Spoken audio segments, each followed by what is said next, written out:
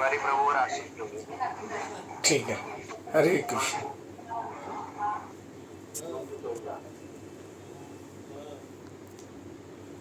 बंद करिए। हरे कृष्ण। चलिए हम भागवत कथा के पूर्व परंपरा के अनुसार मंगलाचरण गाते हैं ताकि वैष्णव वृंद, आचार्यगण और भगवान के चरणों में हम प्रार्थना करें, ताकि इस प्रार्थना कृपा स्वरूप हमें हमारा मन भागवत कथा सुनने में एक चित्त एक रूप हो जाए।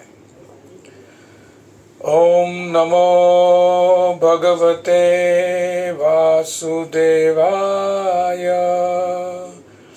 ओम नमो भगवते वासुदेवाय।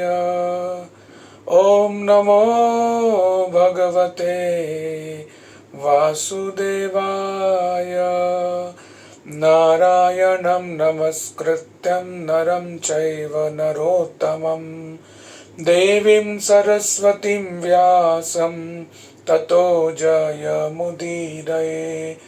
नष्टप्रायेष भद्रेषु नित्यं भागवत सेवया भगवती उत्तम श्लोके भक्तिर्भवति नैष्टकी।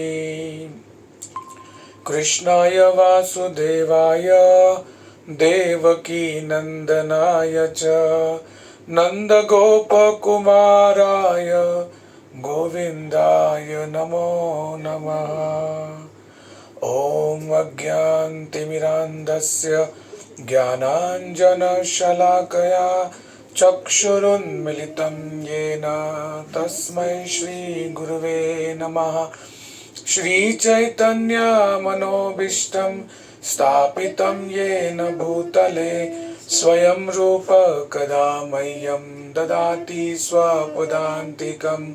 वन्देऽहं श्रीगुरो श्रीयुतापदकमलं श्रीगुरून् वैष्णवांश्च श्रीरूपं साग्रजातं सहगणा रघुनाथान्वितं तं सजीवं साद्वैतं सावधूतं परिजनसहितं कृष्णचैतन्यदेवं श्रीराधा कृष्णपादान् सहगणा ललिता श्रीविशाखान्वितांश्च।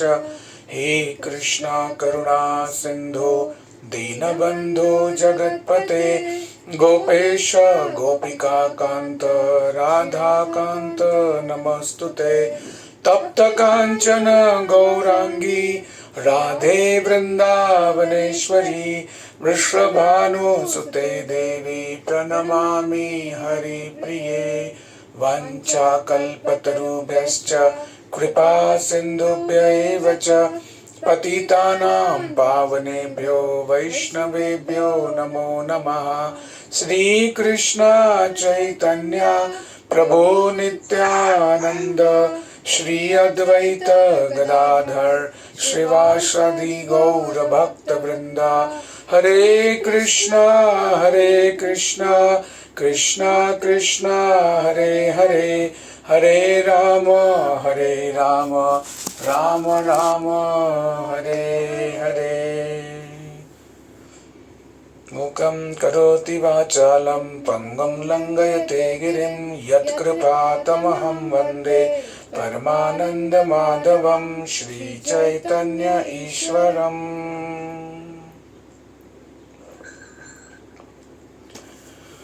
हरे कृष्णा। सो आज से हम हर इतवार को 11 बजे विशेष रूप से हमारे महू सेंटर के लिए श्री श्री राधा माधव नामहट केंद्र के लिए श्रीमद् भागवतम कक्षा का आरंभ कर रहे हैं। सर्वप्रथम मैं श्रीमान पुरुष अवतार प्रभु और उनके समस्त तिवारी परिवार को नमन करता हूँ, धन्यवाद देता हूँ कि उन्होंने इस प्रकार से सारे भक्तों के भक्ति मार्ग में प्रगति के लिए इतना सुंदर आयोजन किया है। प्रभु जी बहुत बहुत धन्यवाद आपका। अगले इतवार से यानी रविवार से हम श्रीमद् भागवतम के पहले स्कंद से प्रारंभ करने की योजना कर रहे हैं। तो हमने कल्पना की, विचार किया कि क्यों ना आज के रविवार के दिन भागवतम शुरू होने से पहले हम श्रीमद् भागवतम के महात्मा को समझा जाए।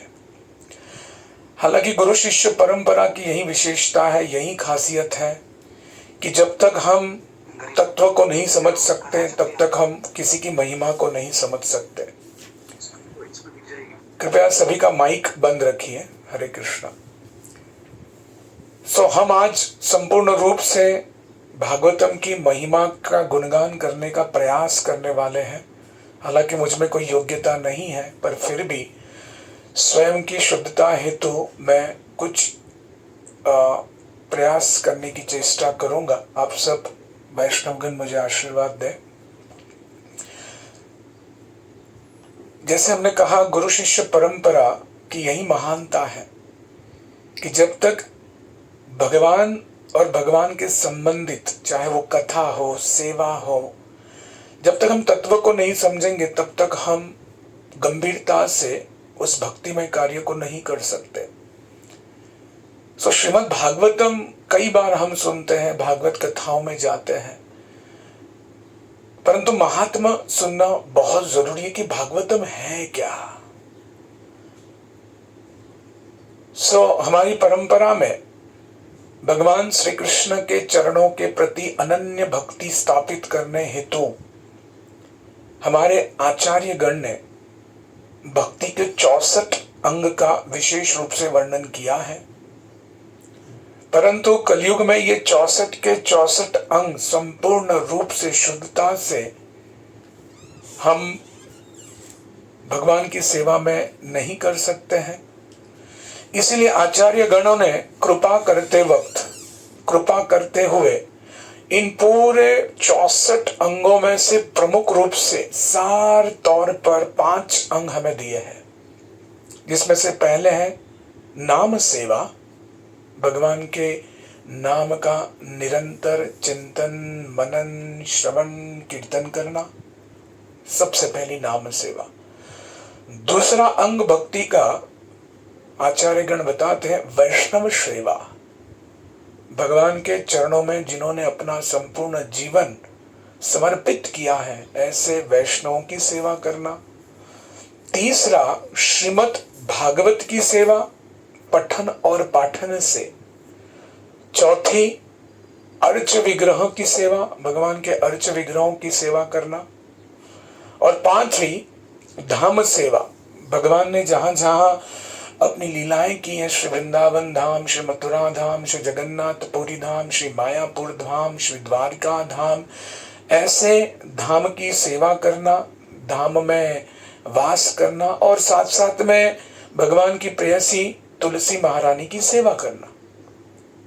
ऐसे 64 गुणों में आचार्य गणों ने इन 5 अंगों को प्रमुख रूप से इस कलयुग के लिए प्रदान किया है।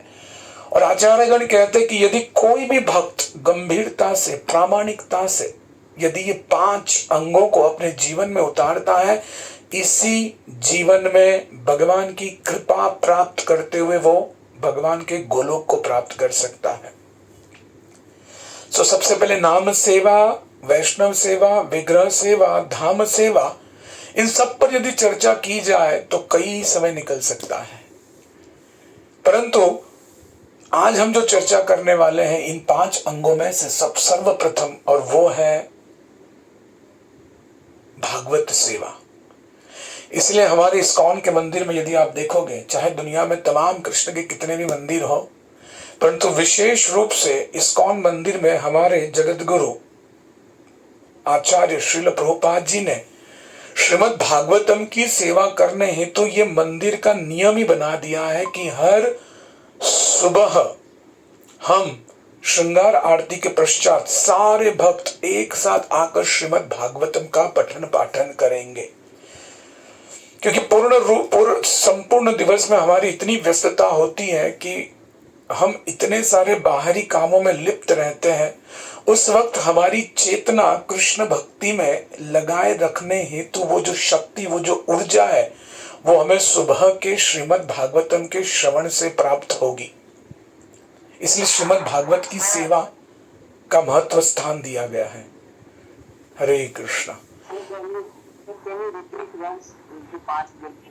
श्रीमद् भागवत की सेवा का अर्थ यह नहीं है कि बस हमने भागवतम खरीद लिया है और भागवतम को यथा रूप हमने शोकेस में रख दिया है ना। श्रीमद् भागवतम की सेवा करने का अर्थ है पठन, पाठन, श्रवण और बोलना। श्रीमद् भागवतम को सुनना, श्रीमद् भागवतम को पढ़ना और श्रीमद् भागवतम को बोलना, ये भागवतम की सेवा है। और केवल श्रीमद् भागवतम के 7 दिवसीय कथाओं में जाना और श्रवण करना, यह केवल सेवा नहीं है। नियमित रूप से नित्यम भागवत सेवा, क्यों हमारे आचार्य गण ने श्रीमद् भागवतम के श्रवण पर, कीर्तन पर जोर दिया है?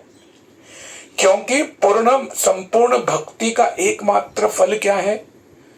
स्मर्तव्य सततम विष्णुर विस्मर्तव्य न जातसु सर्वे विधि निषेधासुर एतरेव एव किंकर। संपूर्ण भक्ति का एकमात्र अर्थ क्या है? सततम कीर्तन, हमेशा भगवान का स्मरण रहना और किसी भी क्षण भगवान की विस्मृति नहीं होना। यदि हम भक्ति कर रहे हैं और भक्ति में हमारी प्रगति हो रही है, इसका मापदंड क्या है? हमें स्वयं का परीक्षण करना चाहिए कि कितने क्षण तक हम कृष्ण को स्मरण करते हैं और कितने क्षण हम कृष्ण का विस्मरण करते हैं। इसी से हमारे भक्ति का मापदंड पता चलता है कि हमारी भक्ति किस ओर जा रही है। इसलिए तो श्रीमद् भागवतम का श्रवण करना चाहिए ताकि हमारा जो मन है वो पूर्ण रूप से कृष्ण में सोख जाए। सोख जाना, एब्जॉर्ब हो जाना। जैसे मैं उदाहरण दे रहा था महू में कि जैसे स्पंज होता है ना, स्पंज जब पानी में गीला करो तो निकालने के बाद वो पानी को संपूर्ण रूप से शोषित कर लेता है।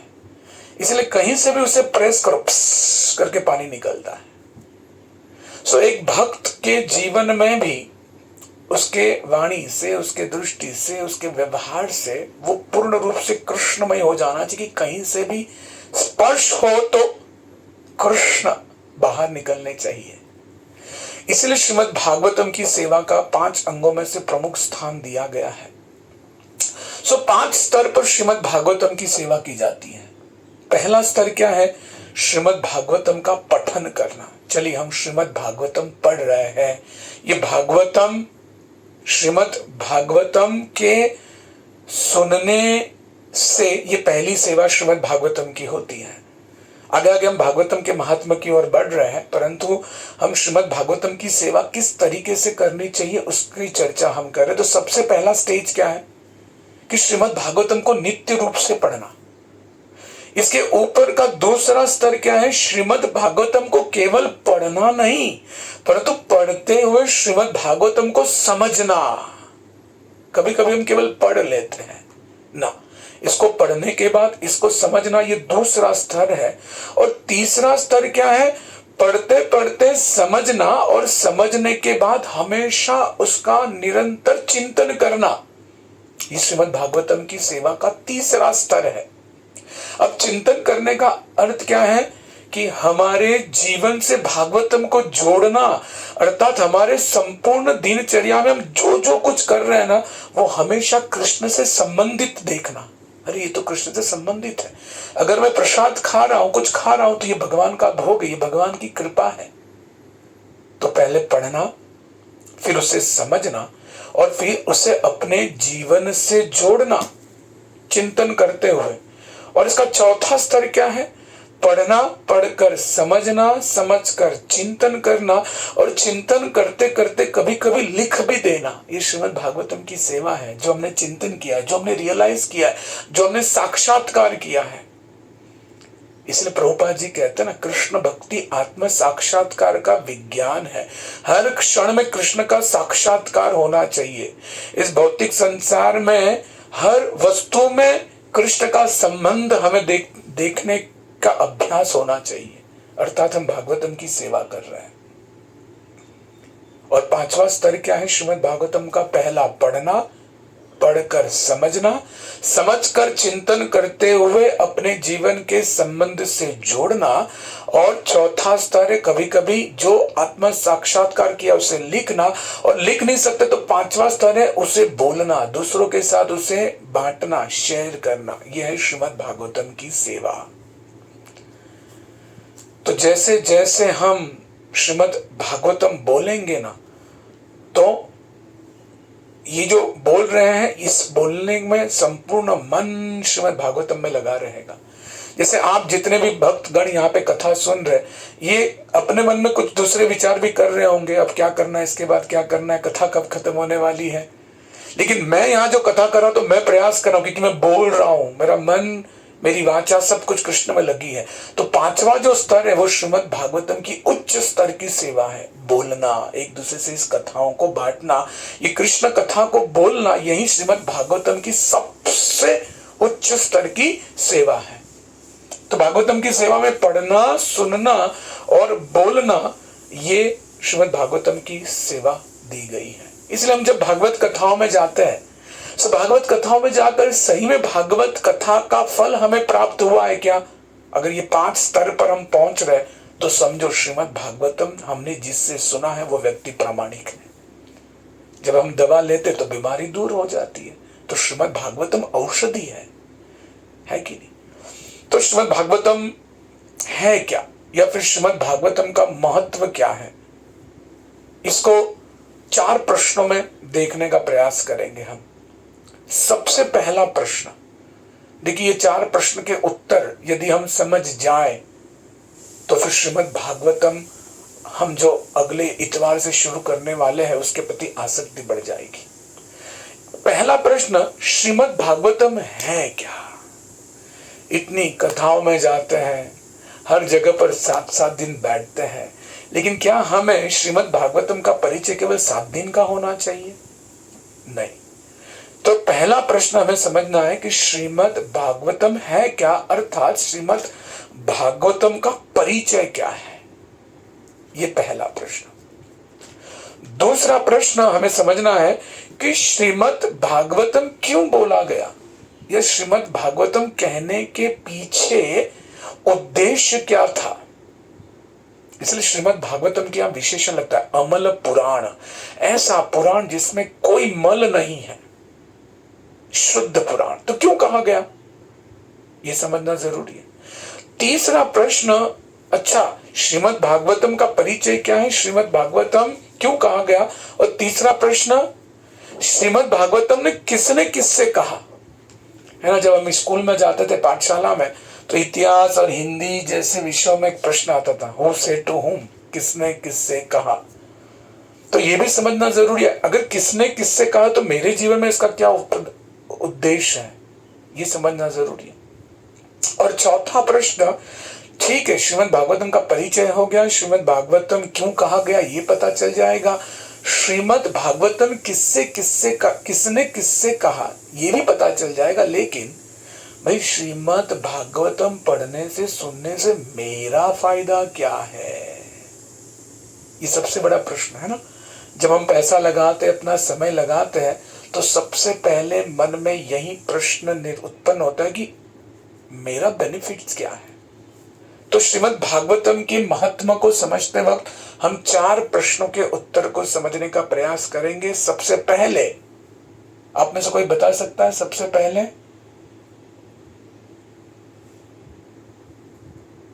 हरे कृष्णा। भागवतम का परिचय क्या है? बहुत धन्यवाद, वेरी सुंदर। भागवतम का परिचय क्या है। दूसरा प्रश्न,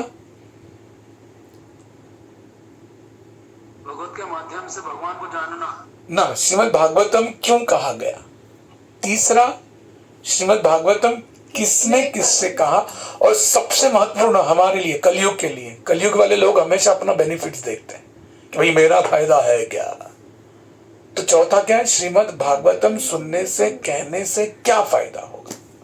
ठीक है, तो हमारे पहले प्रश्न की ओर हम बढ़ते हैं। श्रीमद् भागवतम का परिचय क्या, ये श्रीमद् भागवतम है क्या, ये तो समझे, तब उसके प्रति हमारी आसक्ति बढ़ेगी। तो हमारे आचार्य गण में षड गोस्वामी सबसे प्रमुख हैं और उन षड गोस्वामी ने हमारे श्रील सनातन गोस्वामी पाद, उन्होंने एक पुस्तक ग्रंथ लिखी कृष्ण लीला स्तव ग्रंथ। कृष्ण लीला स्तव ग्रंथ में एक बहुत सुंदर सा श्लोक वो कहते हैं, सर्वशास्त्र अवधि पीयूष सर्वशास्त्र वेद्य सत्फल सर्व सिद्धांत रत्नाढ्य सर्वलोके कदित्रग सर्वभागवतं प्राणः श्रीमद्भागवतं प्रभु कलिध्वांत उदित आदित्य कृष्णा परिवर्तति। कितना सुंदर श्रीमद् भागवतम का श्रील सनातन गोस्वामी श्री कृष्ण लीला स्तव में वर्णन करते हैं। क्या कहते हैं वो? सर्वशास्त्र अवधि पीयूष, ये संपूर्ण जितने भी शास्त्र हैं, हमारे वैदिक शास्त्र, ये सारे के सारे समुद्र की तरह है, विशाल, इतने अर्थ, इतने तत्व। अवधि, अवधि का अर्थ है प्रचंड विशाल समुद्र। अब इस समुद्र को पार करना सबके बस की बात नहीं, और विशेष रूप से हम जैसे कलयुग के लोग, जिनकी मंद सुमंद मतयो भाग्य, जिनका भाग्य भी अभाग्य और जिनकी बुद्धि भी गिरी हुई है, मंद सुमंद है, तो इस शास्त्र के संपूर्ण समुद्र को कैसे पार करेंगे? तो श्रील सनातन गोस्वामी समझाते हैं, सर्वशास्त्र अवधि, समुद्र मंथन में, जब समुद्र मंथन की लीला श्रीमद् भागवत में आती है तो सबसे पहले क्या निकला उसमें से? हलाहल विष, हलाहल विष निकला। हलाहल विष निकलने के पश्चात अंत में जितना मंथन किया गया, उन सारे मंथन के फल स्वरूप अंत में अमृत प्रकट हुआ। पीयूष, सर्व शास्त्र अवधि पीयूष, पीयूष ने अमृत। सनातन गोस्वामी बहुत सुंदर तुलना करते हैं कि जितने भी वैदिक शास्त्र है, ये उपनिषद, वो उपनिषद, पुराण, इन सारे शास्त्रों का जब ये समुद्र की तरह है, और भागवत के रचयिता व्यासदेव, ये कौन है? ये उसका मंथन कर रहे हैं, और सारे शास्त्रों का मंथन करने के बाद पहले विष निकला। विष निकला क्या है? धर्म, अर्थ, काम, मोक्ष। ये सब अलग अलग शास्त्रों में इसका वर्णन किया गया है, और ये धर्म, अर्थ, काम, मोक्ष ये विष की तरह है। और उसके बाद जब अंत में और मंथन किया, नारद मुनि की कृपा से उनके शिष्य श्री व्यास देव ने मंथन करते करते करते उसमें से क्या प्रकट हुआ? पीयूष, अमल पुराण श्रीमद् भागवतम प्रकट हुआ। इसलिए आप देखेंगे भागवतम के पहले श्लोक में क्या कहा गया है? धर्म प्रोजित कैतवोत्र परमो निर्मस्त्राणांतराम वेद्यम वास्तव मत्र वस्तु शिवदम त्रापत्रयोन्मूलनम। धर्म प्रोजित कैतव, कैतव का अर्थ होता है चीटिंग, धोखाधड़ी वाले धर्म। धर्म, अर्थ, काम और मोक्ष, इस सब को श्रीमद् भागवतम में अस्वीकार कर दिया, क्योंकि ये सब धोखाधड़ी के धर्म है। इसमें भगवान के प्रति शुद्ध भक्ति नहीं है। ये सारा विष, धर्म, अर्थ, काम, मोक्ष, और बाद में सर्वशास्त्र दीप्यूष, पहला सारे शास्त्रों का मंथन करने के पश्चात श्रीमद् भागवत रूपी पीयूष प्रकट हुआ। इसलिए श्रीमद् भागवतम का ये परिचय। दूसरा परिचय, सर्वशास्त्र अवधि पीयूष सर्ववेद्य एक सत्फल। सर्ववेद्यम एक सत्फल, ये संपूर्ण वैदिक रचना जो की है शास्त्रों की, ये सारा एक वृक्ष की तरह है संपूर्ण, और उस वृक्ष में से जो मीठा फल निकला है, जो वैदिक ग्रंथों का सार है, वो श्रीमद् भागवतम है। ये है उसका दूसरा परिचय। पहला परिचय शास्त्रों के मंथन के पश्चात निकला हुआ अमृत। दूसरा परिचय सर्ववेद्यम, सारे वेद एक वृक्ष की तरह है, और सनातन गोस्वामी पाद कहते हैं उसमें से निकला हुआ जो मीठा रसमय फल है वो है श्रीमद् भागवतम। तीसरा, सर्व सिद्धांत रत्नाढ्य, सारे जितने भी सिद्धांत है शास्त्रों के, जितने भी तत्व है, ये सारे सिद्धांत, ये सारे तत्वों की तुलना एक सुंदर हार की तरह की गई है। जैसे सुंदर हार होता है और उस हार के बीच में एक छोटा सा लटकन होता है, जिसे पेंडल कहते हैं, है ना, छोटा सा लटकन। तो संपूर्ण हार की शोभा जो है,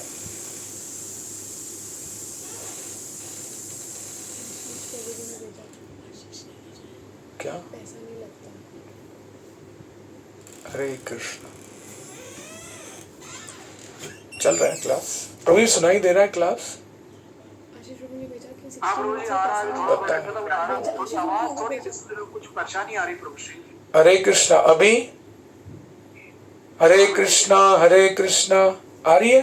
कृष्णा कृष्णा हरे आवाज आ रही है? हरे कृष्णा, हाँ हरे, जी जी जी।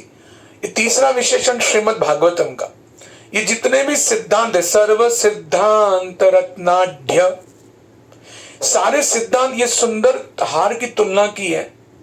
हार कितना भी सुंदर हो, लेकिन जब तक उसके बीच में एक लटकन, जिसको कहते हैं पेंडेंट, वो जब तक न लगे तब तक उसकी सुंदरता बढ़ती नहीं है। तो जितने भी सिद्धांत, जितने भी तत्व है, उनमें सबसे सुंदरता बढ़ाने योग्य यदि कुछ है तो यह है श्रीमद् भागवत, है ना। जैसे उदाहरण के तौर पर देखिए कि हमारा परिवार कितना भी बड़ा हो, है ना, कितना ही बड़ा हो, दादा हो, दादी हो, नाना हो, नानी हो, चाचा, ताऊ जी, चाची, ताई जी, भाई बहन, जितने भी संबंध हो, ये भले कितना भी फैला हो, लेकिन उनके बीच में ये जो लटकन अर्थात प्रेम ना हो, तो क्या उस परिवार की शोभा बढ़ेगी? नहीं बढ़ेगी। उसी प्रकार से जितने भी सिद्धांत, जितने भी तत्व वैदिक रचना में, शास्त्रों में दिए है, उनमें जो ओत प्रोत प्रेम है बताने वाला भगवान के प्रति, वो है श्रीमद् भागवतम। यह है इसका तीसरा परिचय। चौथा परिचय, सर्वलोके दिक प्रगह, दिक अर्थ दिशा। श्रीमद् भागवत ही एकमात्र भगवान की और भगवान के चरणों में प्रेम स्थापित पूर्ण रूप से करने की दिशा बताता है, और कोई भी बुक नहीं। सीधा लिफ्ट से, लिफ्ट में बैठे श्रीमद् भागवतम की बटन दबाए, कहीं रुके भी ना, सीधा लिफ्ट आपके अपने गंतव्य स्थान भगवान के चरणों में ले जाएगी। वो केवल और केवल श्रीमद् भागवतम है।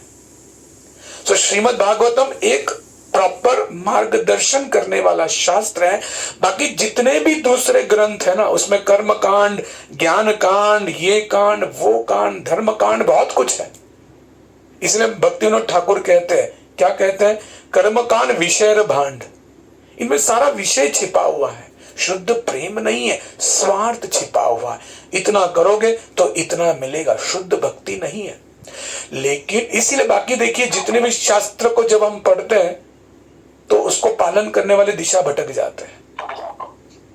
लेकिन श्रीमद् भागवतम का पठन पाठन प्रामाणिक परंपरा में करने वाले जितने भी भक्तगण हैं, वो हमेशा शुद्ध दिशाओं में ही चलते हैं भगवान की ओर।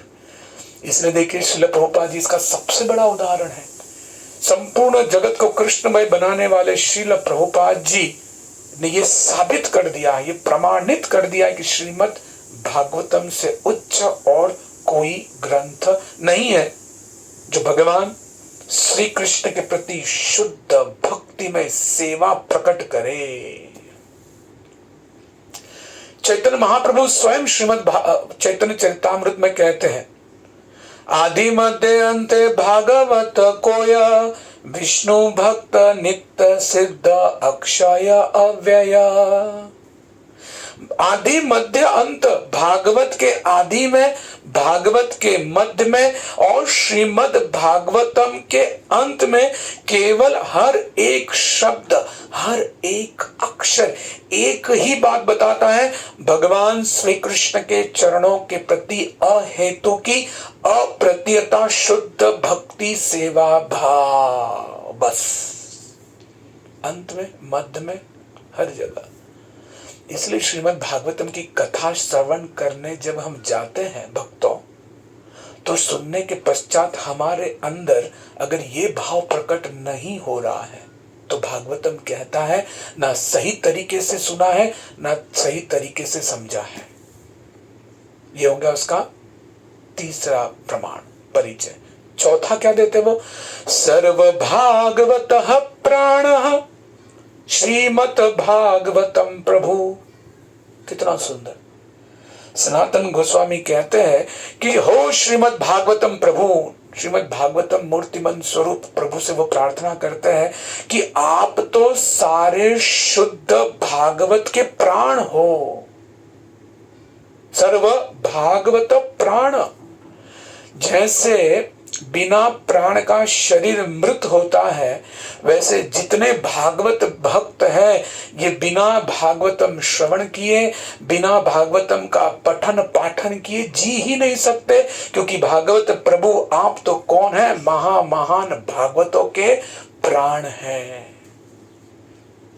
ये श्रीमद् भागवतम का चौथा परिचय है। पहला परिचय क्या था कि श्रीमद् भागवतम जो है वो सारे वैदिक शास्त्रों का एकमात्र मंथन किया हुआ अमृत है। दूसरा क्या बताया कि जितने भी वैदिक शास्त्र के वृक्ष है उनका एकमात्र फल मीठा श्रीमद् भागवतम है। तीसरा सिद्धांत में जितने भी सिद्धांत तत्व के हार है उसके बीच में जो लटकन सुंदरता रत्न है वो श्रीमद् भागवतम है। फिर चौथा प्रमाण हमने देखा परिचय कि श्रीमद् भागवत ही एकमात्र सही भगवान की ओर दिशा दिखाता है।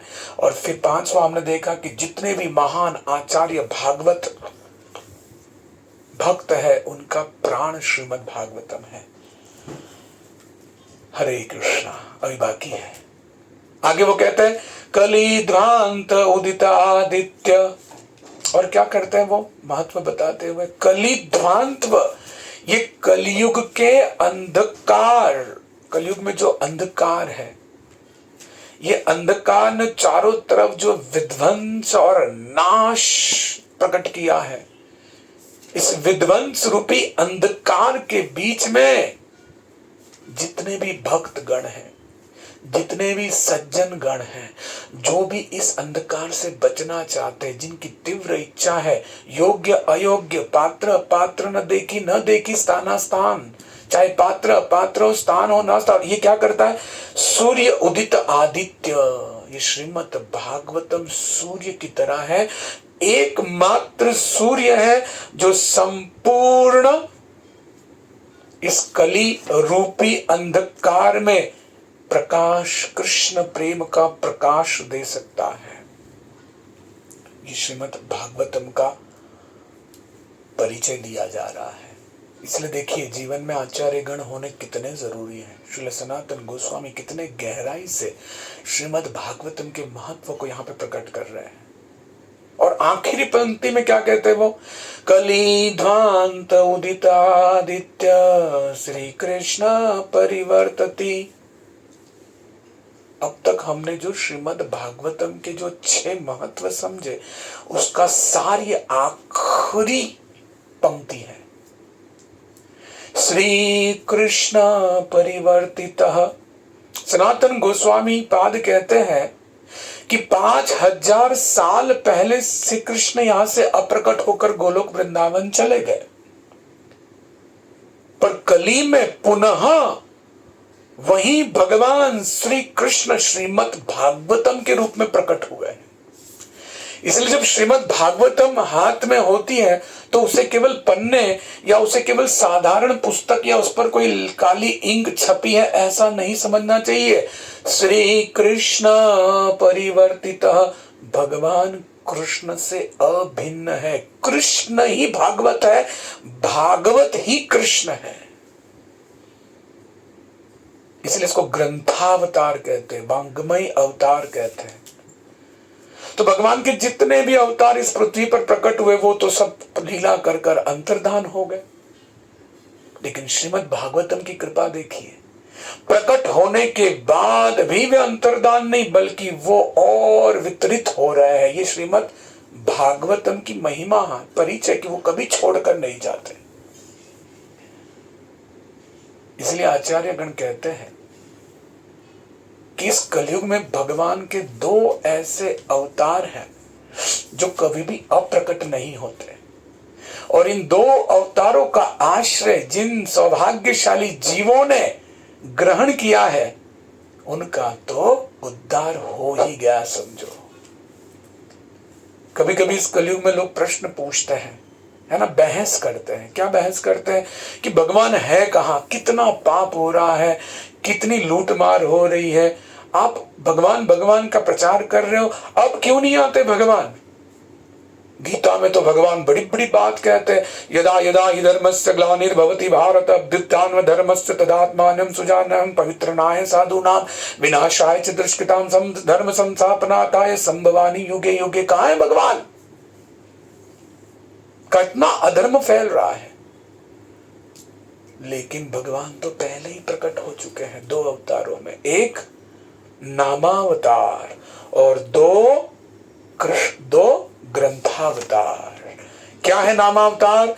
हरे कृष्णा कृष्णा कृष्णा हरे हरे, हरे राम राम राम हरे हरे। कभी भी ले सकते हैं, ये भगवान का नाम अवतार है। क्यों नाम अवतार? क्योंकि भगवान ही है। नाम नामकारी बहुधा निज सर्व शक्ति, पूरी शक्ति मैंने डाल दी भगवान कहते हैं। नाम चिंतामणि कृष्ण चैतन्य रस विग्रह, पूर्ण शुद्धो नित्य मुक्तो अभिन्न नाम नामिनो। भगवान अपने नाम से अभिन्न, एक ही है भगवान। तो नामावतार और दूसरा ग्रंथावतार श्रीमद् भागवतम। सोचिए कितना महात्मा है श्रीमद् भागवतम का।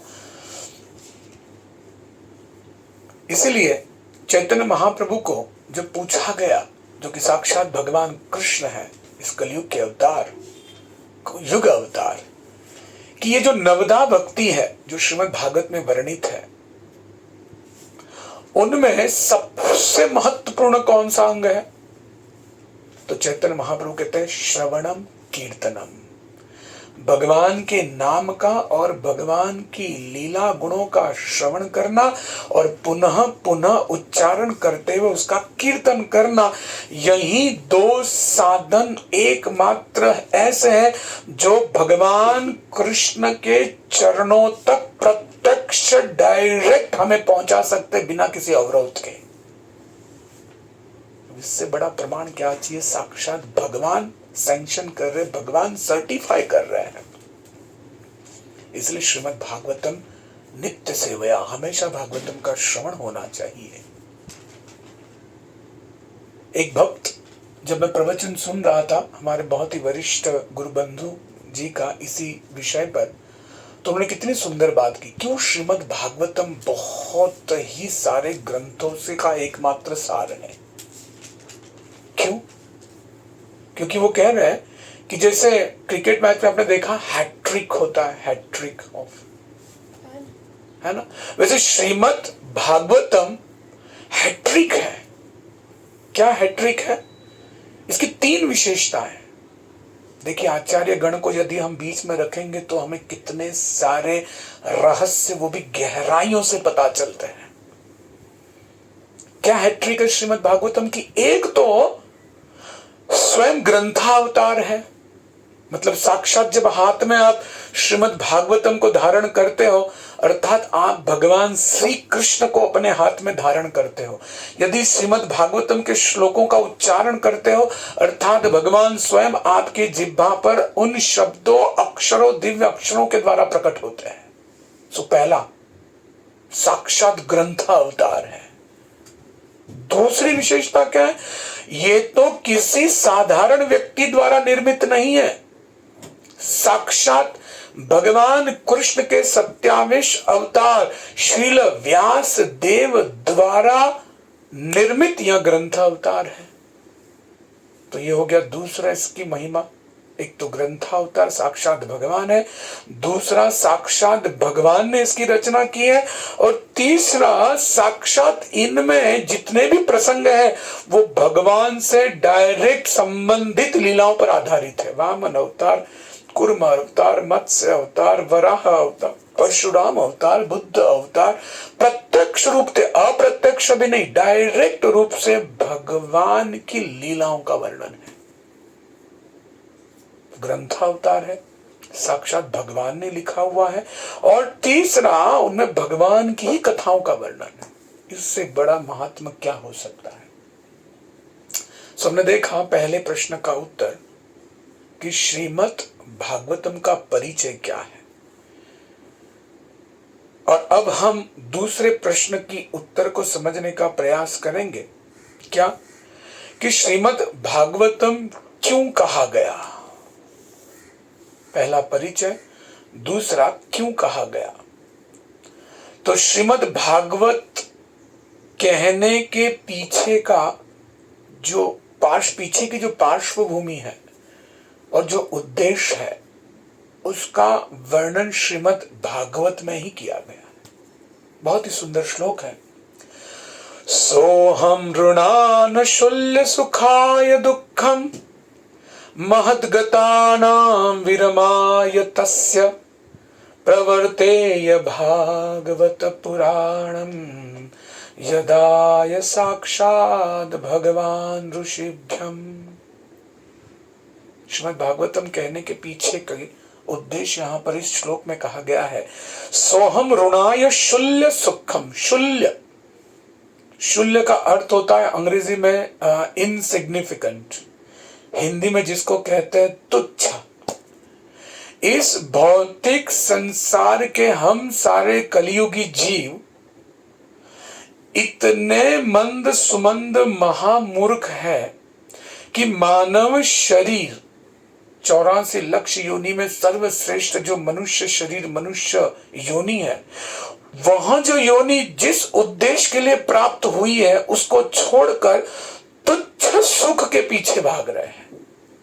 सोहम तृणान शूल्य सुखम। शूल्य अर्थ है तुच्छ। पूरे जीवन में हम इतनी जो भाग दौड़ कर रहे हैं उसके अंत में हमें जो प्राप्त हो रहा है वो एकदम तुच्छ है। मतलब सोचिए, करोड़ों करोड़ों रुपए लगा रहे हैं और वहां पर केवल आपको 1 रुपया मिल रहा है। तो ऐसे रिटर्न को, ऐसे सुख को तो तुच्छम ही कहा जाएगा। तो श्रीमद् भागवतम क्या कहता है? सोहम ऋणान्य तुच्छ सुखम। हम इस संसार में भगवान को छोड़कर जो कुछ कर रहे हैं वो तुच्छ सुख प्राप्त करने हेतु कर रहे हैं। इसके उदाहरण स्वरूप श्रीमद् भागवत में बहुत सुंदर कथा आती है दैट कि कैसे इंद्र को श्राप मिलने पर इंद्र सुअर बन जाते हैं, और सुअर बनने के बाद वो केवल मल खाने के पीछे है स्वर्ग का राजा, लेकिन मल के तुच्छ सुख में ही अपना सुख मानते हैं।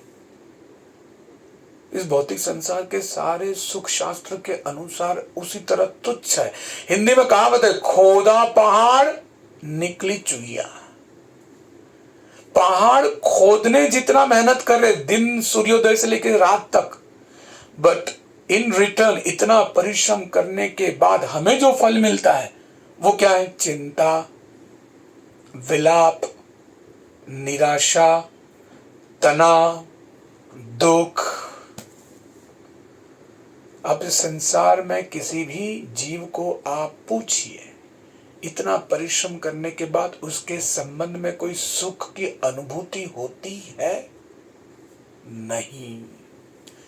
भागवतम कह रहा है, सोहम ऋणान शूल्य सुखम दुखम महद्गणा। महद्गणा मतलब सुख छोटा, राई के दाने जितना सुख, लेकिन उसकी कीमत कितनी चुकानी पड़ती है? पहाड़ जितना दुख भोगना पड़ता है। इसलिए भगवान क्या चाहते हैं? महद्गणाम विरमाय तस्यम। भगवान हमारे ऐसे जीवन शैली को विराम, फुल स्टॉप लगाना चाहते हैं। विराम। भगवान चाहते हैं कि अब जीव जो है वो इस प्रकार से जीवन व्यतीत न करे कि मनुष्य जन्म मिलने के बाद कुत्ते और बिल्ली जैसे सुख के पीछे ये दौड़ रहा है। इसलिए भगवान विराम चिन्ह लगाना चाहते हैं, यानी फुल स्टॉप लगाना चाहते हैं। इसलिए भागवतम कही गई। आगे क्या कहते हैं?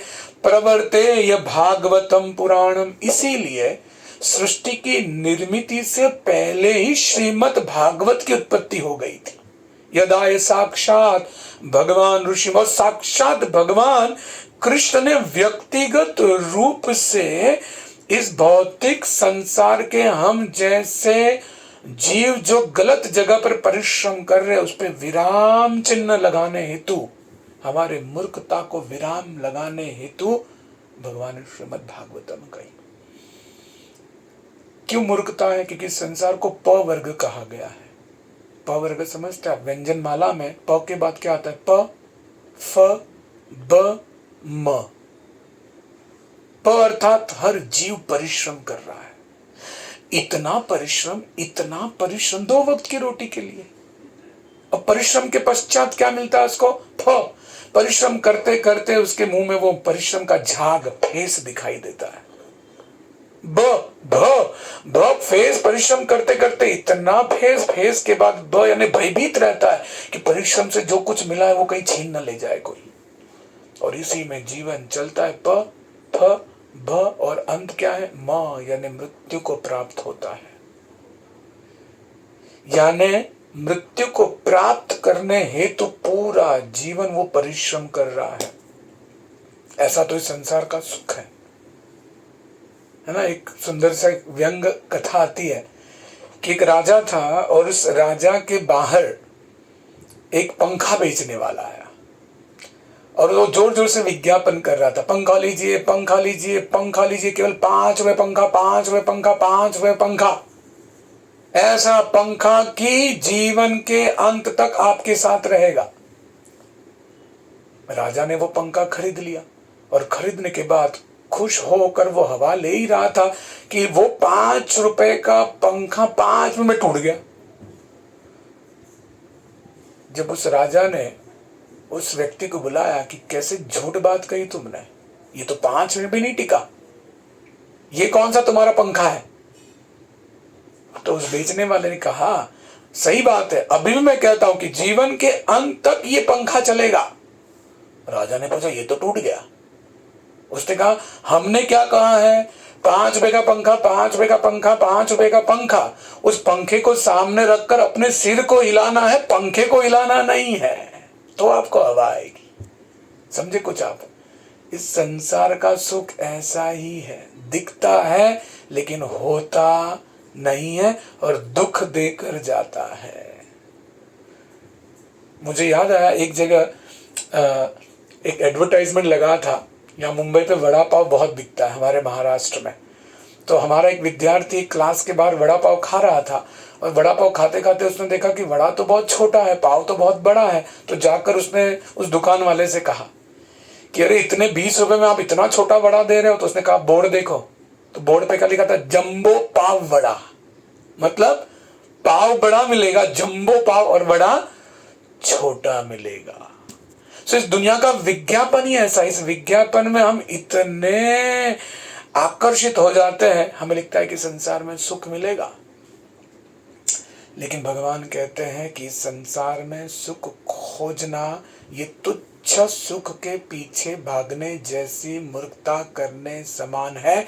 और भगवान की कृपा देखिए कि आपके हमारे इस मूर्खता को भगवान क्या लगाना चाहते हैं? विराम। इसलिए भगवान ने श्रीमद् भागवतम कही, दयावश।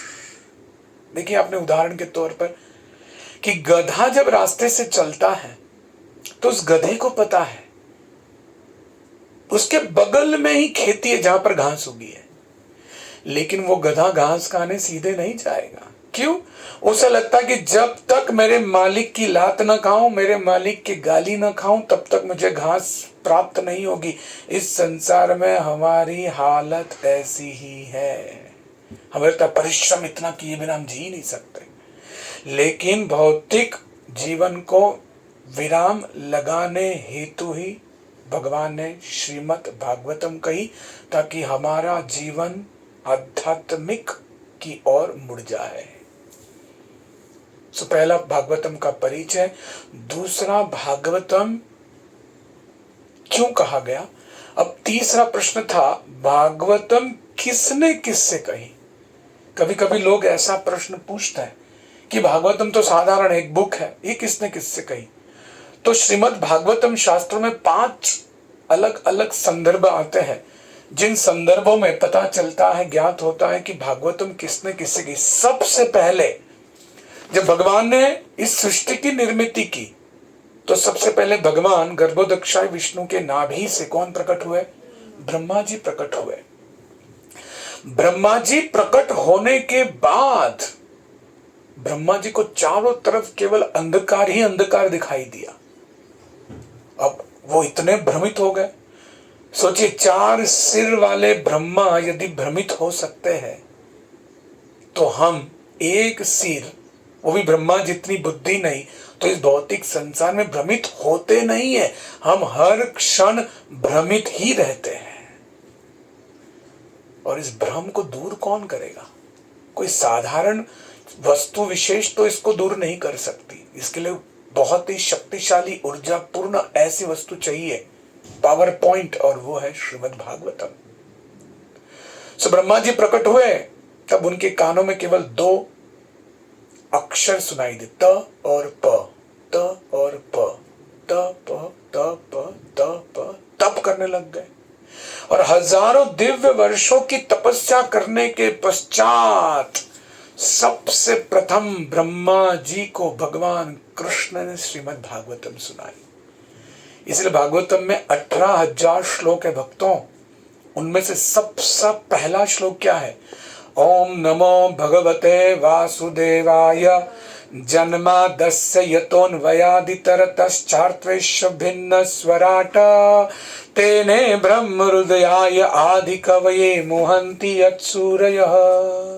तेने ब्रह्म हृदयाय आदि, भगवान ने तप करने के पश्चात ब्रह्मा जी के हृदय में ये श्रीमद् भागवतम को प्रकट किया। इसलिए ब्रह्मा जी ने फिर नारद जी को, नारद जी ने व्यास देव को, इस प्रकार से परंपरा से ये श्रीमद् भागवतम नीचे उतरी। परंतु भगवान ने ब्रह्मा जी को केवल ये 4 ही श्लोक सुनाए थे। इसलिए चतुर्श्लोकी भागवतम है। जैसे चतुर्श्लोकी भगवद गीता, वैसे चतुर्श्लोकी भागवतम। परंतु हम ये 4 श्लोक से ब्रह्मा जैसे समझ नहीं सकते, ब्रह्मा जी जैसे बुद्धि नहीं है।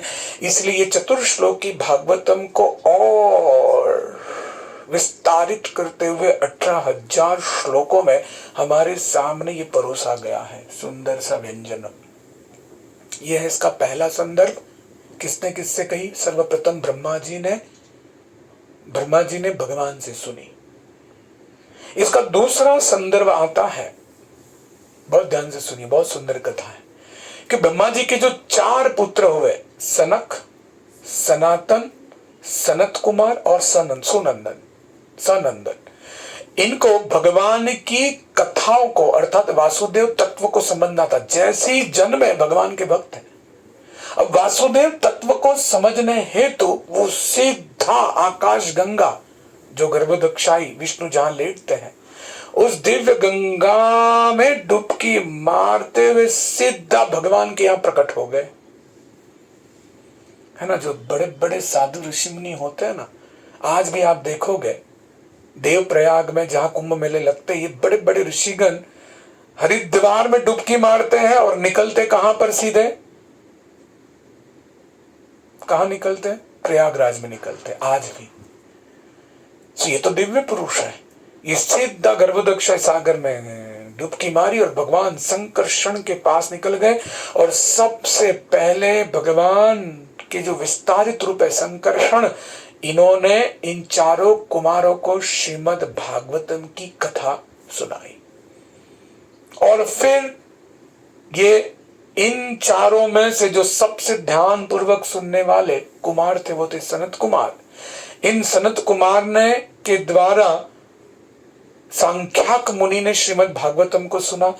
सांख्याक मुनि के बाद यही भागवत कथा जब हुई, तो बृहस्पति जो देवताओं के गुरु है उन्होंने सुनी, और फिर एक श्रेष्ठ मुनि आते हैं पराशर मुनि, उन्होंने भी इन्हीं से ये कथा सुने। अर्थात सबसे पहले संकर्षण जी ने सुनाई चारों कुमारों को, इन चारों कुमारों के बाद ये कथा सांख्यक मुनि ने सुनी।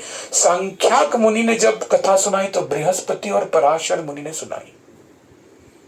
अब पराशर मुनि ने ये संपूर्ण कथा श्रीमद् भागवतम सुनी थी।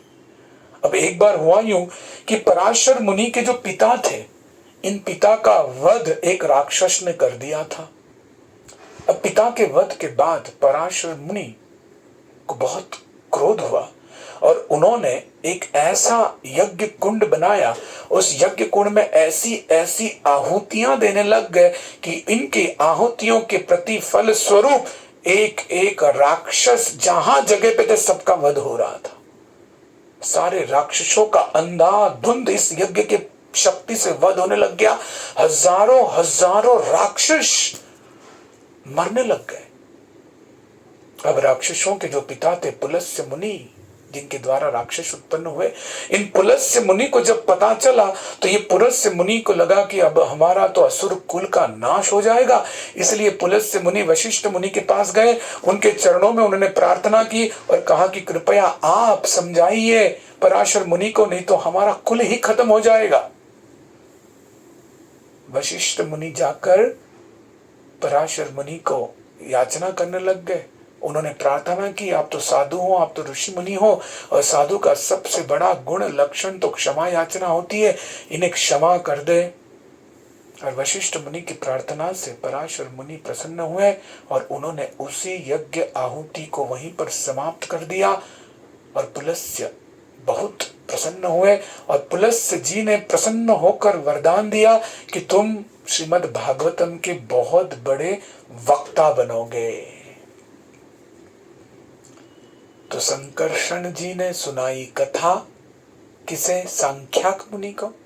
सांख्यक संकर्षण ने चार कुमारों को, कुमारों ने सांख्यक मुनि को, उन्होंने बृहस्पति को, पराशर मुनि को। अब जब वरदान मिला तो पराशर मुनि ने श्रीमद् भागवतम की कथा पठन पाठन का कार्यक्रम शुरू किया। उन्होंने सुनाई सबसे पहले मैत्रेय ऋषि को, मैत्रेय जी ने सुनाई विदुर जी को, और ये ऐसे परंपरा से ये कथा नीचे आई। ये उसका दूसरा संदर्भ है। इसलिए हम श्रीमद् भागवतम जब श्रवण करते हैं तो श्रीमद् भागवतम के महात्मा को समझना बहुत जरूरी है कि ये कोई साधारण किताब पुस्तक नहीं है।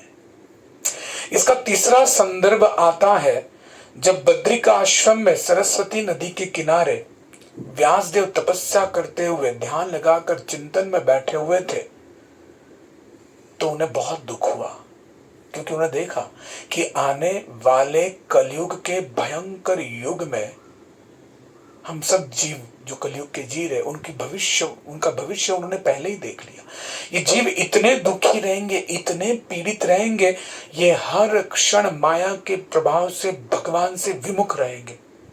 दैवी येषि गुणमयी मम माया दुरतया, भगवान की माया शक्ति से एक जीव भी नहीं बचेगा और हर बार पीड़ित होगा और वे जन्म और मृत्यु के चक्कर में बार बार ये फंसेगा। ये दृश्य देखते ही व्यासदेव जी को बड़ा दुख हुआ, क्योंकि भक्तों का लक्षण क्या होता है? पर दुख दुखी, दूसरे के दुख को देखकर दुखी हो जाना। उन्होंने देखा कि इस कलयुग में जितने भी सद्गुण है, दया, क्षमा, धर्म, सत्य, शौच, आयु, बल, स्मृति, सबका नाश होते जाएगा, हर क्षण ही गिरता जाएगा।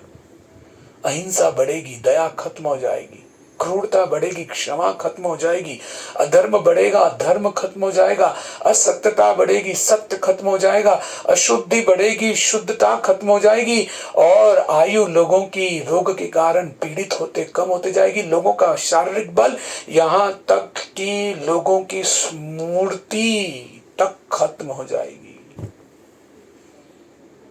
जब व्यासदेव को ये देखकर दुख हुआ तो व्यासदेव ने सोचा कि ये अब तो बहुत ही आपातकालीन स्थिति है।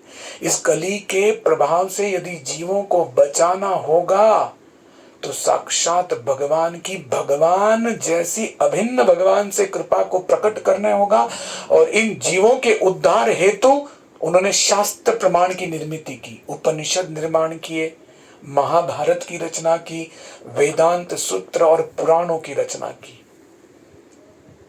कि इसे पढ़कर कम से कम वे संभल जाए, उन्हें दिशा मिले। इसलिए शास्त्र प्रमाण बहुत जरूरी है। इस संसार के किसी भी ज्ञान को प्राप्त करना हो तो 3 प्रमाणों की आवश्यकता होती है। प्रत्यक्ष प्रमाण, व्हेन यू सी, तब हम उस पर विश्वास रखते हैं, श्रद्धा बढ़ती है। दूसरा अनुमान प्रमाण, देखा नहीं है लेकिन अनुमान लगा रहे हैं। परंतु भगवान से प्रेम स्थापित करना हो या भगवान को समझना हो या सात्विक जीवन क्या होता है, इसको समझने के लिए प्रत्यक्ष प्रमाण तो है ही नहीं। हम प्रत्यक्ष नहीं देख सकते, जिसे देखा नहीं उसका अनुमान भी क्या लगा सकते हैं, क्योंकि हम अपूर्ण हैं। इसीलिए शब्द प्रमाण की जरूरत आन पड़ी और इन सारे शास्त्रों की निर्मित रचना व्यासदेव ने की। व्यासदेव कहते गए और गणेश भगवान लिखते गए, लिखते गए, लिखते गए सरस्वती नदी के तट पर। परंतु इतनी रचना करने के पश्चात व्यासदेव जी के मन में असंतुष्टि थी, असमाधान था, अनसेटिस्फैक्शन था कि मैंने इतनी रचना कर दी, पर मेरे मन में प्रसन्नता क्यों नहीं हो रही। तुरंत अपने गुरु महाराज श्री नारद मुनि के चरणों में उन्होंने प्रार्थना की कि हे गुरु महाराज, ऐसा क्यों है।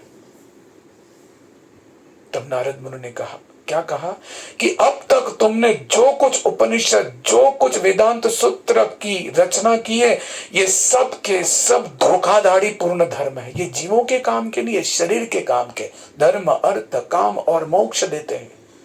लेकिन इन सारी रचनाओं से जन्म मृत्यु का जो जीव का चक्कर है, ये छूटेगा नहीं, और भगवान के साथ उनका जो शाश्वत संबंध है, ये पुनः स्थापित नहीं होगा। नारद मुनि, ये केवल, नारद मुनि ने कहा कि हे व्यासदेव, आपने जो रचना की है ना, ये केवल इंद्रिय तृप्ति बताने वाली रचना है, इसमें शुद्धता नहीं है। इसलिए अपने गुरु महाराज जी से कहने पर, सोचिए, नारद मुनि ने जब व्यासदेव से कहा, व्यासदेव ने इतनी रचना की, वे स्वयं खुश नहीं थे, वे स्वयं प्रसन्न नहीं थे, तो इतनी सारी रचना पढ़कर हम कैसे प्रसन्न होंगे। तब गुरु महाराज जी से कृपा प्राप्त हुई और नारद मुनि गुरु महाराज ने उनका कहा कि जब तक तुम भगवान कृष्ण के दिव्य लीलाओं का शुद्ध गुणगान नहीं करेंगे, तब तक ना तुम्हें प्रसन्नता होगी, ना तुम्हें संतुष्टि मिलेगी, ना इस संसार के जीवों को। और अपने गुरु महाराज के ज्ञान प्रकाश को प्राप्त करने के पश्चात व्यासदेव जी ने प्रार्थना की और अंत में अंततो गत्वा सारे शास्त्रों का सार श्रीमद् भागवतम को लिपिबद्ध किया गणेश जी की सहायता से। यह है श्रीमद् भागवतम। सोचिए, हमारे किसी भी कार्यक्रम में, हम हमारे परिवार का कोई भी कार्यक्रम करते हैं, श्री गणेशाय नमः, सबसे पहले गणपति जी की तस्वीर होती है, होनी चाहिए, विघ्नहर्ता है, आदर देना चाहिए। लेकिन केवल गणेश जी को हम रख रहे हैं, लेकिन गणेश जी को मान रहे हैं, लेकिन गणेश जी जिसको मान रहे हैं उनको हम नहीं मानते। जब श्रीमद् भागवतम की रचना को लिपिबद्ध करना था, तो वेद व्यासदेव समझ गए कि कलयुग में कोई भी श्रुतिधर नहीं है। श्रुतिधर पहले हुआ करते थे। श्रुतिधर मतलब एक बार श्रवण करके अपने मेमोरी में, स्मृति में रख देना, बस उनको लिखना नहीं पड़ता था। पर कलयुग में मंद सुमंद मतयो भाग गया, इसलिए उन्होंने सोचा कि लिपिबद्ध रचना श्रीमद् भागवतम की होनी चाहिए। तब उन्होंने ढूंढना शुरू किया कि कौन से ऐसे बुद्धि के देवता है जो इससे लिखने में मेरी सहायता करें। तो बुद्धि देवता गणेश जी प्रकट हुए। लेकिन गणेश जी को यहां सेवा देने के पूर्व 2 शर्तें वेद व्यास जी ने रखी। आप में से कोई जानते हैं तो कृपया अपने विचार प्रकट कर सकते हैं। हरे कृष्णा। कौन सी 2 शर्त रखी वेद व्यास जी ने? प्रभु जी, वेद व्यास जी ने कहा था कि मैं जब बोलूंगा तो आप रुकना मत, लिखता ही रहना। बहुत बढ़िया। दूसरी शर्त? दूसरी तो मेरे को आइडिया नहीं है। पहली शर्त कि मैं जो कुछ कहूंगा वो तुम बिना रुके लिखोगे। और दूसरी शर्त, मैं जो कुछ कहूंगा वो हर एक शब्द को तुम आत्मसात करोगे, साक्षात्कार करोगे, स्वीकार करोगे, उसके बाद लिखोगे। तो जब गणेश महाराज जी ने ये संपूर्ण श्रीमद् भागवतम लिपिबद्ध करने के पहले समझा, स्वीकारा, उसे प्रणाम किया, उसका साक्षात्कार किया, और उन्होंने भी स्वीकार किया कि श्रीमद् भागवतम सर्वोत्तम अमल पुराण है। इस श्रीमद् भागवतम में दिव्य लीलाओं का वर्णन है। यदि हम श्रीमद् भागवतम पठन पाठन करते हैं तो हमें और कोई शास्त्र पढ़ने की आवश्यकता नहीं है। Sanction bye Lord Ganesha. तो हम गणेश जी को मानते हैं और हम गणेश जी के भगवान को नहीं मानते। तो कितना दोगुला व्यवहार है हमारा गणेश जी के प्रति, है कि नहीं?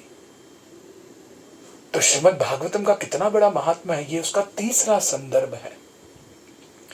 चौथा संदर्भ यह है, कब कही गई, इस प्रश्न का उत्तर हम देख रहे हैं कि परीक्षित महाराज जब ये संपूर्ण पृथ्वी के राजा थे, अंत राजा कौन थे? द्वापर युग के अंत में जन्मजय परीक्षित के पुत्र, उनके पहले परीक्षित महाराज थे।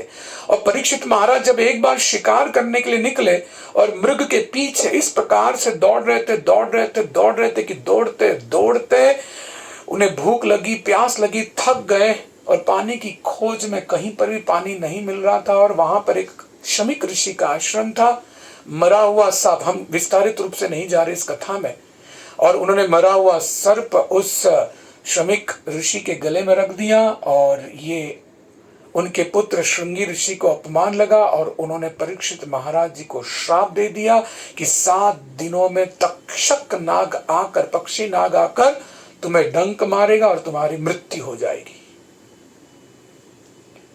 तो 7 दिन के पश्चात मृत्यु की भविष्यवाणी सुनने के पश्चात परीक्षित महाराज नम्रता धारण किए, कृतज्ञता पूर्वक इस शाप को सकारात्मकता रूप से वरदान करके स्वीकार किए और अपना सारा पृथ्वी का, सोचिए संपूर्ण पृथ्वी का राज पाठ त्याग कर गंगा किनारे चले गए।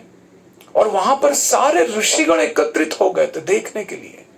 क्यों? क्योंकि परीक्षित महाराज का जीवन सर्वोत्कृष्ट था, परीक्षित महाराज का शासन सर्वोत्कृष्ट था, उनके जीवन का हर क्षण सर्वोत्कृष्ट था। और अब यह जब शरीर छोड़ेंगे ये भी सर्वोत्कृष्ट प्रसंग होगा। इसलिए इसका दर्शन करने हेतु पूरे पृथ्वी के सारे ऋषिगण यहां पर एकत्रित हो गए।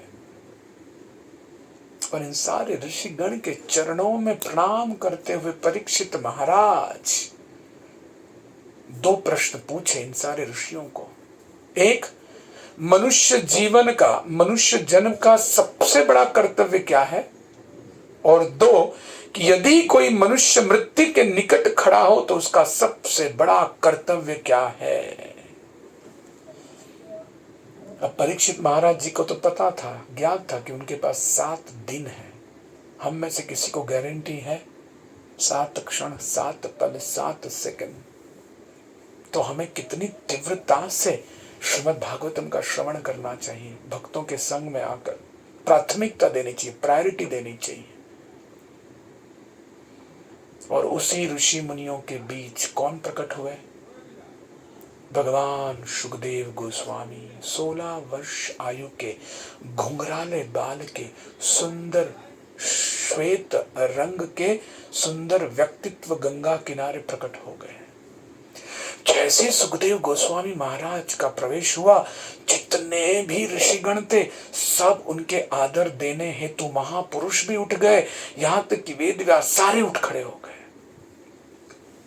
क्यों? क्योंकि वरिष्ठता, सीनियरिटी कभी आयु से पता नहीं चलती। सीनियरिटी हमेशा उसके गुणों से, उसकी योग्यता से पता होनी चाहिए। इसलिए चैतन्य महाप्रभु कहते हैं कि विप्र की बन्यासी शुद्ध के न होय, जय कृष्ण तत्व वेत्या शही गुरु होय। भले आप सन्यासी हो, कुछ कोई हो, शुद्र हो, लेकिन कृष्ण तत्व को जो संपूर्ण रूप से जानता है वही आदर के देने योग्य होता है, उसे आदर देना चाहिए। इसलिए इन सारे सभा में सुखदेव गोस्वामी 16 वर्ष आयु के थे, सबसे छोटे, लेकिन सब के सब खड़े हो गए हाथ जोड़कर, और उनके बीच सुखदेव गोस्वामी जी के द्वारा श्रीमद् भागवतम परीक्षित महाराज और बाकी सारे ऋषियों को कही गई। ये उसका चौथा संदर्भ। अब इसका पांचवा संदर्भ क्या है कि सुखदेव गोस्वामी महाराज जब ये कथा कर रहे थे परीक्षित महाराज जी को, तो उन सारे ऋषि मुनियों में सूत गोस्वामी जी बैठे हुए थे। तो सूत गोस्वामी जी ने ये कथा सुनी और फिर से सूत गोस्वामी जी ने नैमिषारण्य में 88,000 साधुओं के बीच ये कथा कही, और उन सभा में, उन श्रोतागण में शौनक ऋषि वहां पर उपस्थित थे, और सूत गोस्वामी जी ने ये शौनक ऋषि को कथा कही गई, और इस प्रकार से श्रीमद् भागवतम ऊपर से नीचे गुरु शिष्य परंपरा में आई। तो 5 संदर्भ हमने देखे। पहला प्रश्न क्या था? श्रीमद् भागवतम का परिचय क्या है। दूसरा प्रश्न क्या था? श्रीमद् भागवतम भगवान ने क्यों कही। तीसरा प्रश्न यह था कि श्रीमद् भागवतम किसने किससे कही। और अब हम देखना चाहेंगे चौथा प्रश्न कि श्रीमद् भागवतम श्रवण करने से मेरा क्या फायदा होगा। यदि हम श्रीमद् भागवतम पढ़े तो इससे पता चलेगा कई सारे बेनिफिट्स, डायरेक्ट इनडायरेक्ट। 2 प्रकार के बेनिफिट्स होते हैं, एक श्रेयस, एक प्रेयस। प्रेयस मतलब शॉर्ट टाइम में अब मुझे क्या मिलने वाला है, और श्रेयस मतलब लॉन्ग टाइम में मेरा क्या बेनिफिट होगा। तो श्रीमद् भागवतम में श्रेयस और प्रेयस ये दोनों जीव के उद्धार के फायदे बताए गए हैं एक श्लोक में। यस्य वैषयं माननाम कृष्णे परम पुरुषे भक्ति उत्पत्ते पुंसा शोक मोह भयापह। श्रीमद् भागवतम जो नम्रता से सुनता है, इसलिए श्रीमद् भागवतम हमेशा सुननी चाहिए। नष्ट प्राय अबद्धेषु नित्यम भागवत सेवया भगवती उत्तम श्लोके भक्तिर्भवति नैष्ठिकी।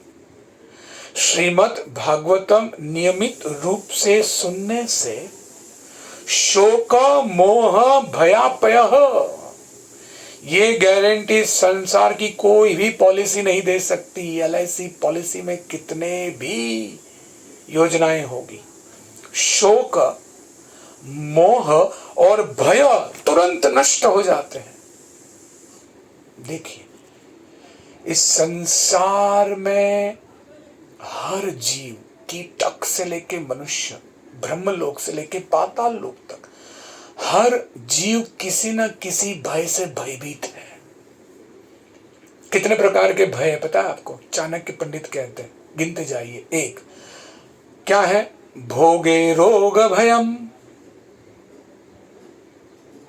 जो बहुत भोग करता ना, उसे डर रहता है कि मुझे रोग न लग जाए, मेरे पेट में दर्द न हो जाए, मुझे लूज मोशन न हो जाए, भयभीत होकर वो खाता है, भय है।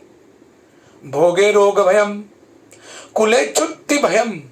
जो उच्च कुल में जन्मता है, कभी कभी उसे बदनामी का भय लगता है कि मुझसे ऐसा कुछ नहीं हो जाए कि मेरे कुल का नाम खराब हो जाए। तीसरा वित्ते नृपालाम भयम। जो अधिक धन कमाता ना, उसे राजा का भय होता है कि टैक्स के तौर पर ये सब कुछ मेरा छीन न ले जाए, उसे भी भय है। चौथा मान्य दैन्य भयम। जो मौन व्रत धारण करता है, उसे दीनता का भय लगता है कि कोई यह ना समझे कि मैं दीन हूं, मैं दैन्य हूं, मैं भिखारी हूं। बले रिपु भयम। जो बलशाली है, उसे शत्रुओं का भय कि मेरे से कोई और बलशाली नहीं हो जाए।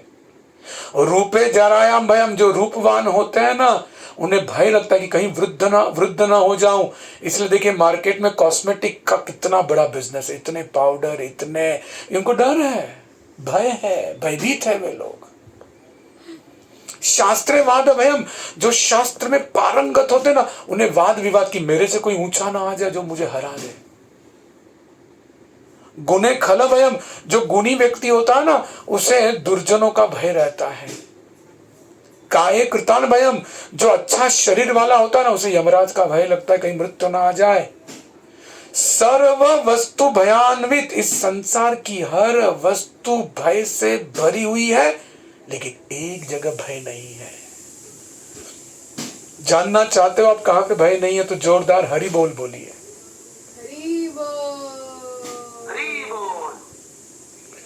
भुवि नृणा वैराग्य भयम, जिस जीव ने भक्ति के द्वारा भगवान श्री कृष्ण के चरणों में प्रेम प्राप्त करके इस भौतिक संसार के प्रति विरासक्त निरासक्त वैराग्य प्राप्त किया है, उसे कभी भय नहीं रहता। भजहु रे मन श्री नंद नंदन, भय चरणारविंद रे। भगवान के चरण अभय है, उनके चरणों को जो प्राप्त करता है उसे कभी भय नहीं रहता है। और श्रीमद् भागवतम ही भगवान के चरणों के और ले जाने वाला एकमात्र ग्रंथ है, वो मृत्यु से भी भयभीत नहीं होता। इस प्रकार से भय का नाश होता है श्रीमद् भागवतम के श्रवण से। दूसरा मोह, देखिए संसार का हर व्यक्ति कितना भ्रमित है।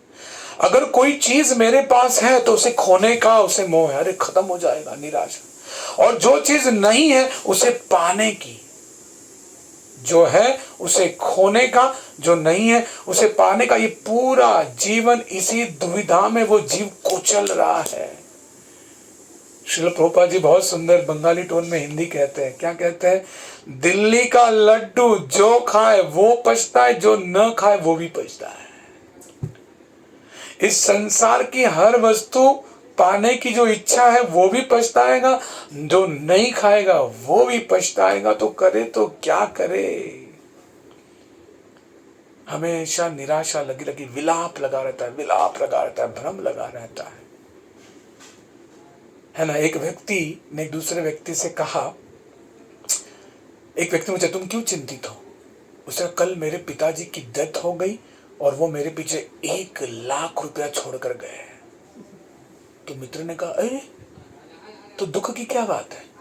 उसने कहा कि 1 वीक पहले मेरे चाचा जी मेरे लिए 10 लाख रुपया छोड़कर चले गए, तो बहुत खुशी की बात है। और उससे पहले 1 महीने पहले मेरी माता जी ने भी मेरे 5 लाख रुपए मेरे नाम पर छोड़े हैं। तो सामने वाला कह रहा, फिर भाई चिंता दुख किस बात का? 20-15 लाख तो ऐसे ही हो गए। उसने कहा, लेकिन मुझे एक बात सता रही है, क्या?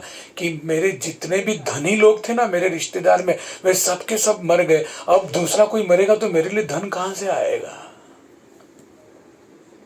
है तो भी भय, नहीं है तो भी भय। सो मोह और भ्रम, शोक, मोह और भय, इससे मुक्ति मिलेगी यदि हम श्रीमद् भागवतम का श्रवण करेंगे। लेकिन श्रीमद् भागवतम का श्रवण करने के लिए अधिकृत वक्ता होना चाहिए, जो परंपरा में आता है। कहीं पर भी 7 दिन जाकर बैठोगे और श्रीमद् भागवतम सुनोगे, उस 7 दिनों के लिए अच्छा लगेगा। लेकिन श्रीमद् भागवतम श्रवण करने के पश्चात, जैसे हमने कहा था, क्या आप शोक से मुक्त हुए, भय से मुक्त हुए, मोह से मुक्त हुए? नहीं। तो सुनने वाला भी गलत जगह सुन रहा है और बोलने वाला भी प्रामाणिक नहीं है।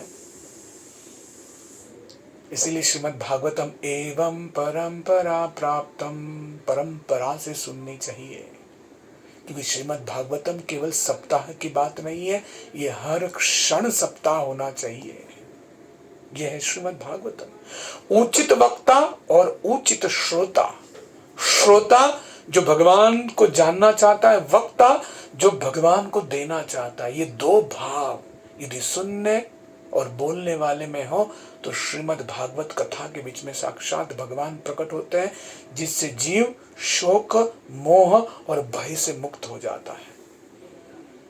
सो गुरु के प्रति शरणागति और वैष्णव की सेवा, ये 2 गुण यदि हम हमारे में डेवलप्ड करेंगे तो हम श्रीमद् भागवतम ग्रहण करने योग्य बनेंगे। है कि नहीं? 2 प्रकार की भागवत होती है, एक है पुस्तक भागवत और एक है व्यक्ति भागवत। पुस्तक भागवत होती क्या है ये जब हम व्यक्ति भागवत के संबंध में आते तब समझ पाते हैं। व्यक्ति भागवत जिन्होंने अपने जीवन में पुस्तक भागवत को उतारा है। देखिए, भगवत गीता 3 लोगों ने सुनी। अर्जुन ने सुनी, संजय ने सुनी और संजय के द्वारा धृतराष्ट्र ने सुनी। अब जब अर्जुन ने भगवत गीता सुनी तो तुरंत भगवान को क्या कह रहे वो, नष्ट मोह, भगवान मेरा मोह खत्म हो गया है, भगवान मेरा भय खत्म हो चुका है। करशी वचनम तब, आप जो कहेंगे वही वचन है, क्योंकि आपकी कृपा से, डायरेक्ट भगवान से सुना, देखो मोह खत्म हो गया। जब संजय ने ये गीता सुनी तो संजय का मत क्या था, मुझे आनंद की अनुभूति हो रही है, हे व्यासदेव आपकी कृपा से मैं भगवत गीता सुन पाया। मतलब संजय जी ने भी व्यासदेव की कृपा से तब जाकर उनको आनंद की अनुभूति हुई। इसलिए मत क्या, यत्र योगेश्वरो कृष्ण यत्र पार्थ धनुर्धर तत्र श्री विजयी, जहां कृष्ण है, जहां कृष्ण के भक्त है, संजय कह रहे अंत में वहीं पर विजय है। लेकिन धृतराष्ट्र ने भी सुनी, लेकिन धृतराष्ट्र के बीच में गुरु नहीं थे, संजय के प्रति गुरु की भावना नहीं थी। अर्जुन ने सुनी, भगवान आप मेरे गुरु हो। संजय ने सुनी, व्यासदेव आपने मुझ पर कृपा की है, हाथ जोड़कर नम्रतावश। लेकिन धृतराष्ट्र जी ने जब सुनी तो वो संजय के सामने गुरु शिष्य का संबंध नहीं था। तू तो मेरा सारथी है, तेरी सेवा है, चल मेरी सेवा कर, सुना मुझे क्या हो रहा है। वहां चैलेंज के, चुनौती के रूप में सुनी। इसलिए उनके अंदर का देखो मोह, भय, भ्रम खत्म ही नहीं हुआ। इतना सुनने के बावजूद जब महाभारत खत्म हुआ तब भीम का वध करना चाहते थे आलिंगन देकर। मोह खत्म नहीं, द्वेष खत्म नहीं हुआ, ये उसका प्रमाण है। लेकिन जब कुछ समय बाद विदुर जी ने धृतराष्ट्र को जब भागवत सुनाई, तब विदुर जी की कृपा से वैराग्य उत्पन्न होने लगा और अंत में वे सब कुछ छोड़ छाड़ कर मजबूरी से वन की ओर उन्होंने प्रस्थान किया, धृतराष्ट्र ने। सो भागवत की सेवा गुरु और भागवत व्यक्ति की सेवा के बिना संभव नहीं है। फिर से मैं दोहरा रहा हूं, श्रीमद् भागवत की सेवा गुरु और भागवत व्यक्ति की सेवा के बिना संभव नहीं है। इसीलिए हमें जब श्रीमद् भागवतम सुनने का मौका मिलता है तो हमें समझना चाहिए कि क्या सुनने के पश्चात मोह, भय और भ्रम क्या दूर हुआ है। अगर नहीं तो मैंने सही प्रामाणिक व्यक्ति से नहीं सुना, केवल मनोरंजन हुआ। यह है श्रीमद् भागवत। तो एक बार मैं आपको बताना चाहूंगा कि हम आने वाले इतवार से श्रीमद् भागवत कथा प्रसंग से शुरू करने का प्रयास करेंगे। इसलिए आज हमने श्रीमद् महात्मा को समझने का प्रयास किया। सबसे पहले हमने श्रीमद् भागवतम है क्या, श्रीमद् भागवतम का महत्व क्या है, उसको समझने का प्रयास किया। श्रीमद् भागवतम क्यों समझनी चाहिए, श्रीमद् भागवतम के संदर्भ में हमने 4 प्रश्न देखे। श्रीमद् भागवत का परिचय क्या है, श्रीमद् भागवतम क्यों कही गई, श्रीमद् भागवतम किससे किससे कही और भागवतम सुनने का हमारा क्या फायदा होगा। इस प्रकार से श्रीमद् भागवतम का कितना बड़ा महात्म्य है। अमल पुराण श्रीमद् भागवतम की जय हो। हरे कृष्ण। बहुत बहुत धन्यवाद आप सबका। यदि आप सुनने वाले श्रोतागण यदि कोई प्रश्न पूछना चाहते या फिर कुछ अपने विचार प्रकट करना चाहते हैं तो आप संपूर्ण रूप से अपना योगदान दे सकते हैं। हरे कृष्ण।